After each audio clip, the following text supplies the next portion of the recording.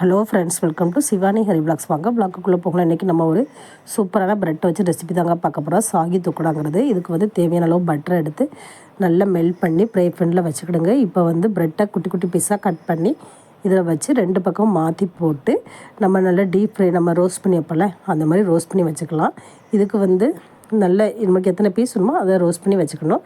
இப்போ வந்து இதுக்கு தேவையான அளவு பால் 1 லிட்டர் பால் எடுத்துருக்கிறேன்னா, இந்த பால் நல்ல சுண்டை காயணும். பால் நல்ல சுண்டை காய்ச்சதுக்கு பிறகு ஒரு 100 கிராம் வந்து மில்க் பவுடர் இதுவும் இது கூட ஆட் பண்ணியிருக்கிறேன். இது வந்து பால் இன்னும் கொஞ்சம் கெட்டியாகிறதுக்கு உதவும். இதுக்கப்புறம் நீங்கள் அடுப்பு சிம்மில் வச்சுட்டே பண்ணுங்கள். இப்போ வந்து 2 ஸ்பூன் அளவு மில்க் மேட் அதுவும் இது கூட ஆட் பண்ணியிருக்கேன். இதுவும் ஸ்வீட்னஸ் கொடுக்கும், பால் கெட்டியாகிறதுக்கு உதவும். அதுக்காண்டி தான்.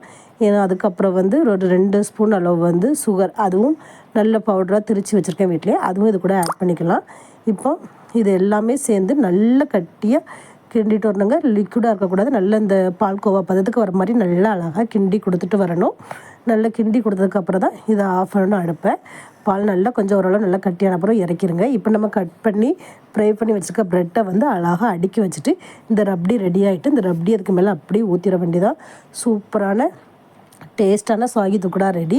இதை வந்து இப்படியே சாப்பிட்லாம். அப்படி இல்லைன்னா நம்ம ப்ரெட்டை அப்படியே அதில் போட்டு ஊற வச்சு அப்படியும் சாப்பிட்லாங்க. அதுவும் டேஸ்ட்டாக இருக்கும்.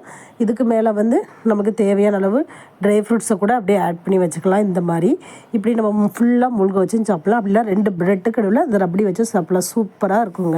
ஒரு ரப்டி வச்சுட்டு 3 விதமான டிஷ் நம்ம இதெல்லாம் ரெடி பண்ணிடலாம். இது உங்களுக்கு பிடிச்சிருந்தா லைக் பண்ணுங்கள், ஷேர் பண்ணுங்கள், சப்ஸ்கிரைப் பண்ணுங்கள். அடுத்த வீடியோவில் பார்க்கலாம். பாய்.